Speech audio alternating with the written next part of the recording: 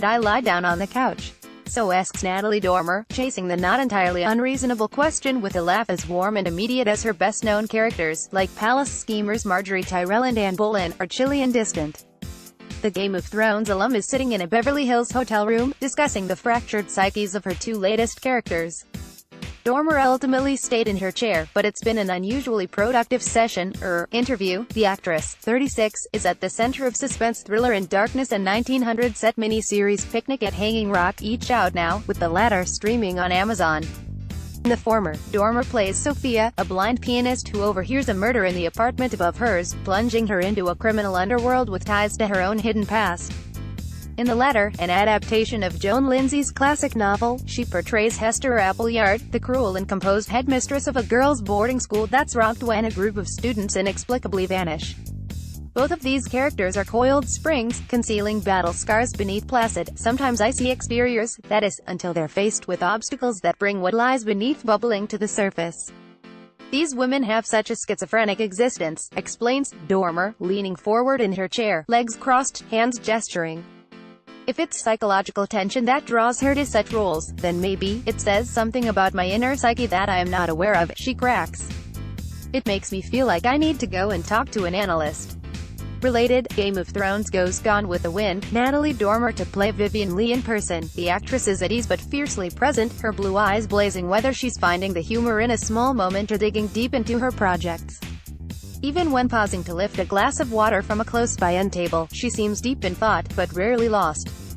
What's occupying Dormer's attention most at this moment is that the characters, despite their similarities, reside at chronologically opposite ends of her filmography. Dormer co-wrote In Darkness with first-time feature director, and off-screen fiancé, Anthony Byrne, then an up-and-coming TV director, 9 years ago, frustrated by what she saw as a lack of challenging, fleshed-out lead roles for young actresses.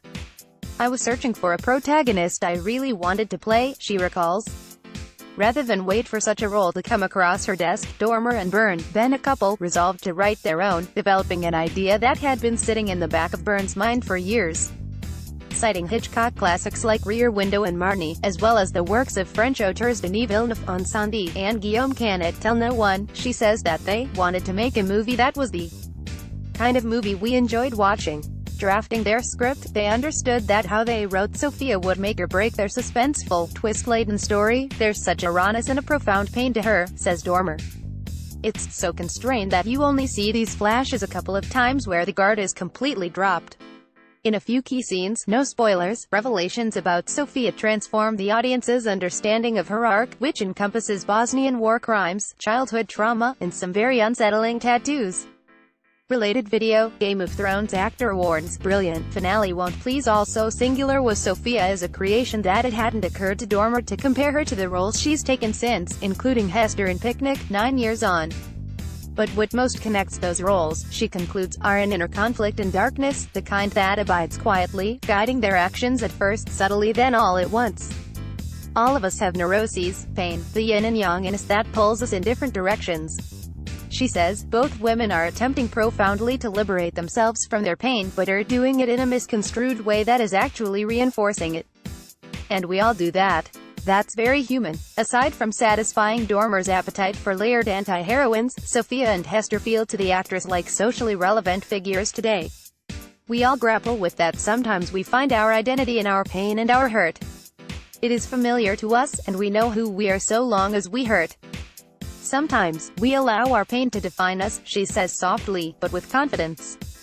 It's the only point in the interview at which she seems somewhere else, her eyes shining with a kind of empathic melancholy. If we truly want to grow and truly want to move on, we have to let the pain go, she says, refocusing her gaze. We have to forgive others and most importantly ourselves. If there is an idea that most captivates Dormer as an actress, it may be that one. Transcendence is the word, my darling, she muses, flashing a bright smile that handily leavens the conversation. I like that idea. That, ultimately, my characters